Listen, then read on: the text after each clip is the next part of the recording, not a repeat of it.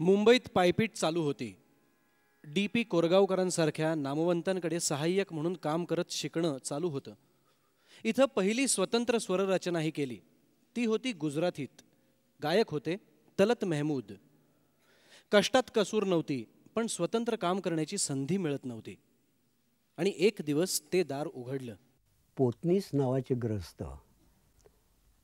तर मी एक पिक्चर करतोय ज्याचं नाव होतं लक्ष्मीपूजन. तर बोले कथा पटकथा संवाद गाणी माडगुळकरांची आहेत. तर म्हटलं मला खूप आनंद होईल जर हे जर मला मिळालं तर. नाही म्हणे माझी इच्छा आहे तुम्ही करावा. नंतर एक आणखीन 8-10 दिवसांनी ते आले माझ्याकडे. बोले खरे गडबड झाली म्हणून. मी म्हटलं काय झाले.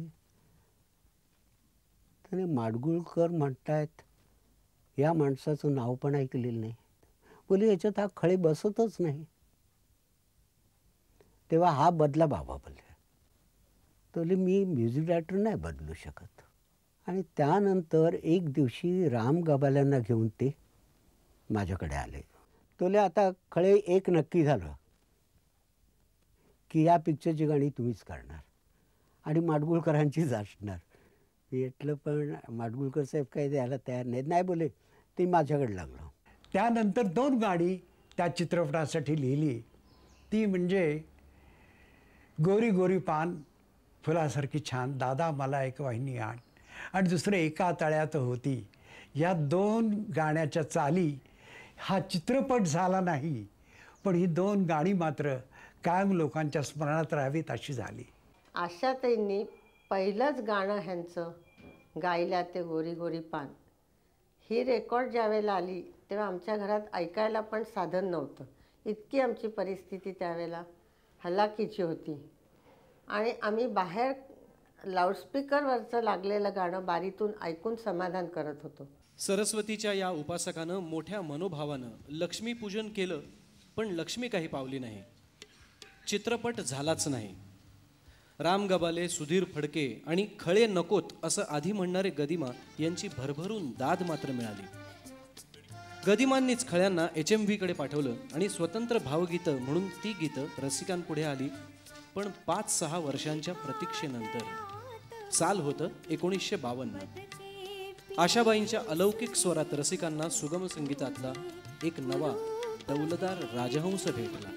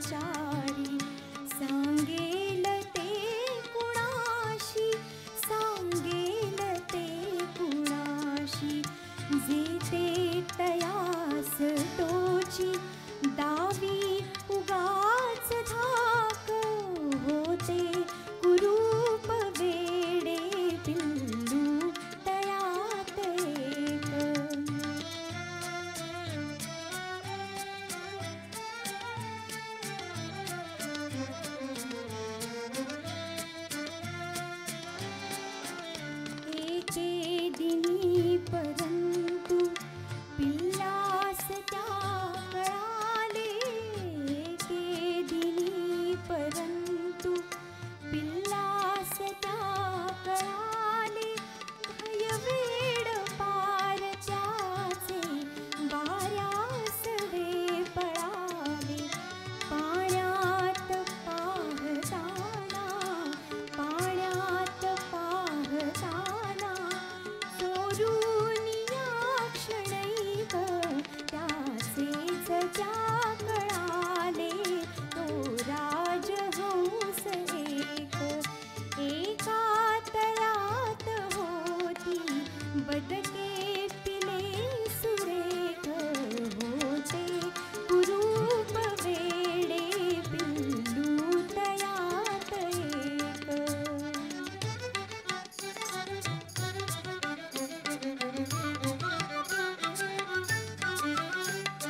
गोरी गोरी पान फुलासारखी छान, गोरी गोरी पान फुलासारखी छान. दादा मला एक वहिनी आण, दादा मला एक वहिनी आण.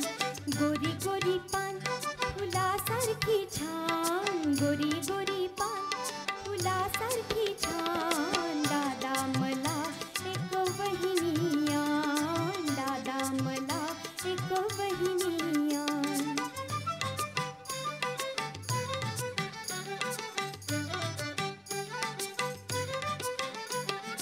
गोऱ्या गोऱ्या वहिनीची अंधाराची साडी, गोऱ्या गोऱ्या वहिनीची अंधाराची साडी. अंधाराच्या साडीवर चांदण्याची खडी, अंधाराच्या साडीवर चांदण्याची खडी. चांदण्याच्या पदराला बिजलीचा बाण. दादा मला एक वहिनी आण, दादा मला एक वहिनी आण.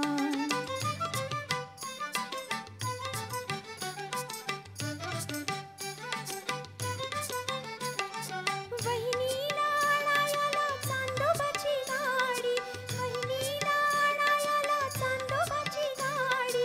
चांदोबाच्या गाडीला हरणाची जोडी, चांदोबाच्या गाडीला हरणाची जोडी.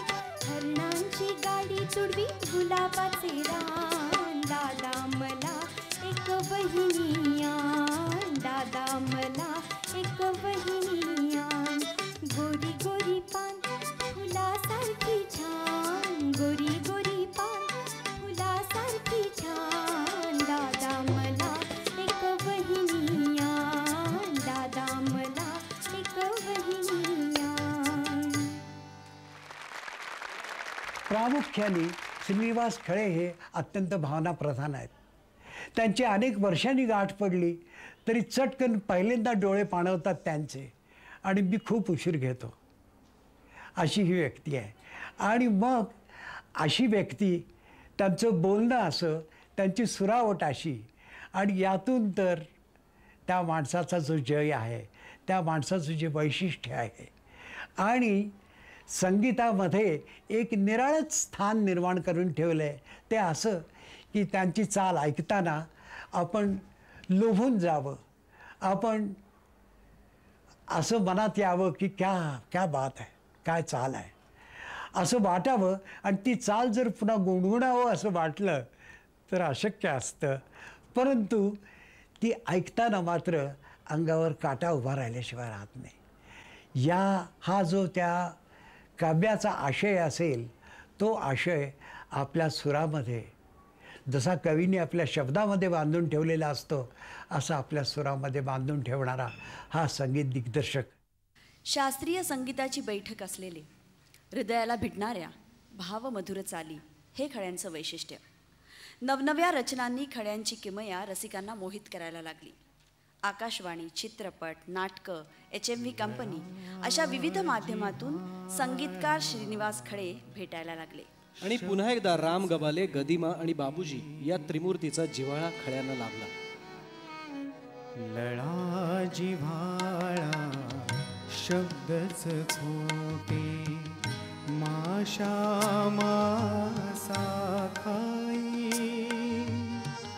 कुणी कुणाचे नाही राजा, कुणी कुणाचे नाही, कुणी कुणाचे नाही. लळा जिव्हाळा शब्दच खोटे.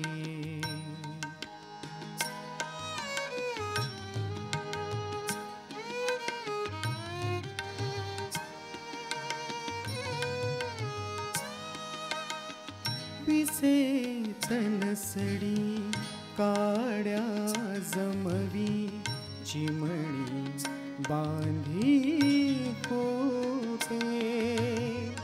पिसे तनसडी काड्या जमवी, चिमणी बांधी कोटे. दाणा दाणा आणून जगरी जीव ओवळे छोटे बळावता बळ पंखा मधले पिल्लू उडूनी जाई कुणी कुणाचे नाही राजा कुणी कुणाचे नाही कुणी कुणाचे नाही लळा जिव्हाळा शब्दच खोटे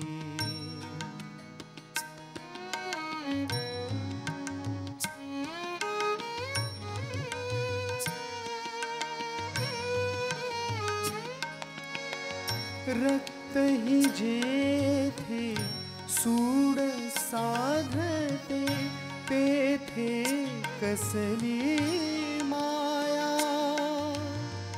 कोण कुणाची बहीण भाऊ पती पुत्र वाजाया सांगायाची नाती सगळी जो तो अपुले पाही कुणी कुणाचे नाही राजा कुणी कुणाचे नाही कुणी कुणाचे नाही लळा जिव्हाळा शब्दच खोटे खळ्यांनी नम्रपणे पण ठामपणानं गदिमांना सांगितलं होतं, केवळ नाव नाही म्हणून काम न बघताच नाकारणं योग्य नाही. नवी माणसं अगदीच टाकाऊ असतात असं गृहीत धरणं चुकीचं आहे. हे सूत्र खळे पहिल्यापासून आजपर्यंत पाळत आलेत. बुजुर्ग नामवंतांबरोबर काम करतानाच नव्या गुणवंतांचा शोध ते सतत घेत असतात. स्वतः त्यांच्यापर्यंत जातात. एका तरुण व्हायोलिन वादकानं त्यांना पत्र पाठवलं आणि विनंती केली की मला संधी द्या. आमंत्रण द्यायला खळे स्वतः त्याच्याकडे गेले. त्याचं नाव अनिल मोहिले. आणि त्यांच्यावर काम करण्याचा तुम्हाला गंमत सांगतो. 12 ते 6ची आमची ड्युटी होती ऑल इंडिया रेडिओला मुंबईला. ती ड्युटी संपली की खळेसाहेब पियानो घेऊन किंवा हार्मोनियम ते चाली करायला बसायचे. एका कुठल्याही गाण्याचं ज्याचं रेकॉर्डिंग असेल समजा आठवड्याभरून, आणि मी त्यांच्या जोडीला असाच खुर्चीवर डग्गा घेऊन बसायचो. आणि मग प्रत्येक वेळा त्यांचा टिपिकल प्रश्न असायचा, बरं वाटतं का रे, मनापासून सांगा, म्हणजे तू असं फिल्मी सांगू नको, कारण मी बऱ्यापैकी त्यावेळेला फिल्म लाईनमध्ये वाजवायला जायला होतो. ते मनापासून सांगतं. त्यांची गाणी बघा, यमन, मालकंस, भीमपलास, भैरवी, तोडी अशा बेसिक थाटातल्या रागामध्ये आधारित आहेत.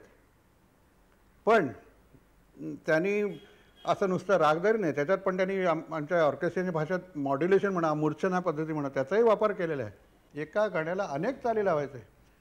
आणि मी त्या सगळ्याच हे लिहून घ्यायचो. म्हणजे सगळ्या लिहिल्याच ना. म्हटलं तुम्हाला खळेसाहेब, मी गमतीने म्हणायचं, खळेसाहेब सांगू एक गोष्ट, मी तेव्हा कुठलाही म्युझिक डायरेक्टर माझ्याकडे म्हणजे उपाधी लागलीच नव्हती. पण त्यांना गमतीने म्हणायचं की तुम्ही चाली करा, जेवढ्या NG चाली आहेत की मी पुढे मागे म्युझिक डायरेक्टर झालो तर मला उपयोगी पडतील. आकाशवाणीवर भावसरगममध्ये एकाहून एक सरस गीतं खळे सादर करीत होते. 40 वर्षांपूर्वीची ही गोष्ट. गाण्याला अनुकूल आवाज शोधणारे खळे एका हिंदी गायकाकडे दाखल झाले, एका सुंदर मराठी भावगीतासाठी. त्याचं नाव होतं A.R. दाते. A.R. दाते यांचं मूळ नाव अरविंद. गायकाचं नाव आणि आडनाव द्यायची पद्धत होती त्यावेळी. पण खड्यांना नाव कुठे माहीत होतं. रामू भैया अरू अरू म्हणत होते म्हणून खड्यांनी नाव दिलं अरुण. पाळण्यातलं नाव मागे पडलं, गाण्यातलं नाव कायमचं झालं. 1963 साल श्रीनिवास खळे आमच्या घरी आले आणि मला म्हणाले की ते कॉन्ट्रॅक्ट मला पाठवत होते रेडिओचे. मी काही सही करून परत पाठवत नव्हतो, कारण त्याआधी मी एकही मराठी गाणं गायलेलं नव्हतं आयुष्यात. आणि मराठी आपल्याला जमेल का नाही, इंदोरचं असल्यामुळे पुण्या मुंबईचे लोक तसेच आम्हाला हसायचे की उर्दू शब्द येतात त्यांच्या मराठीत, हिंदी शब्द येतात, म्हणून मी नाही म्हणत होतो. तुम्हाला मराठी नाही येत? तो म्हणलं काय इंदोरला आम्ही राहिलो आहे त्याच्यामुळे तर असं मराठी गाण्याचं. म्हटलं नाही याचं आलं तर आता गा. तर मला येणार नाही. म्हटलं काय येणार नाही तुम्हाला, मी शिकवीन तुम्हाला. मी हार्मोनियम काढून त्यांच्या समोर ठेवली खळ्यांच्या आणि त्यांनी जी गायला सुरुवात केली ते गाणं होतं शुक्रतारा, माझ्या आयुष्यातलं पहिलं मराठी गीत.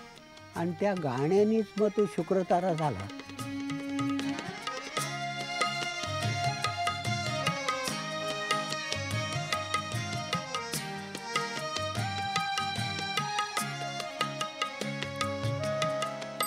शुक्रतारा मंदवारा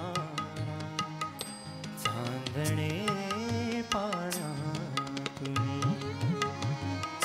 शुक्रतारा मंदवारा चांदणे पाण्यातून,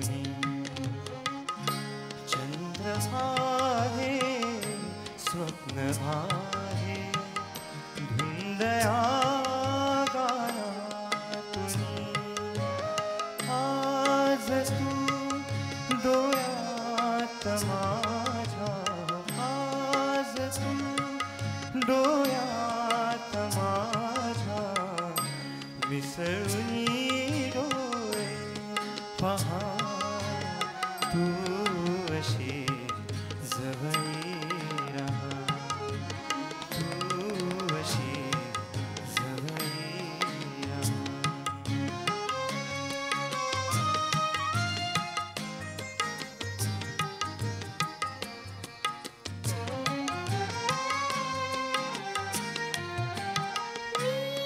कशी शब्दात सांगू भावना माझ्या तुला, मी कशी शब्दात सांगू भावना माझ्या तुला, तू तुझ्या समजून घे रे लाजणाऱ्या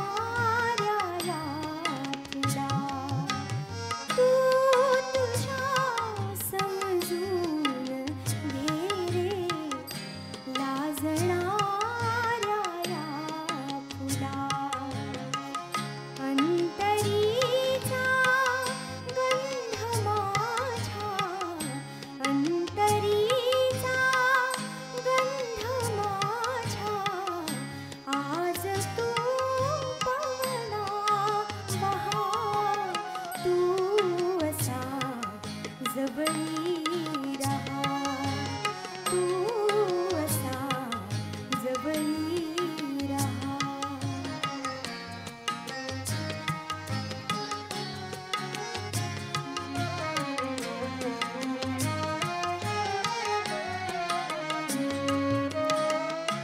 लाजरा माझ्या फुलारे गंध हा बिलगे जीवा,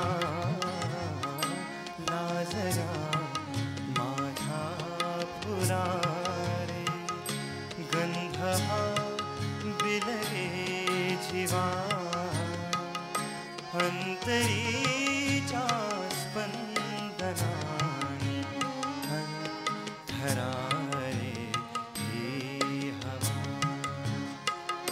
अंतरीच्या स्पंदनाने अंतरारे ही हवा,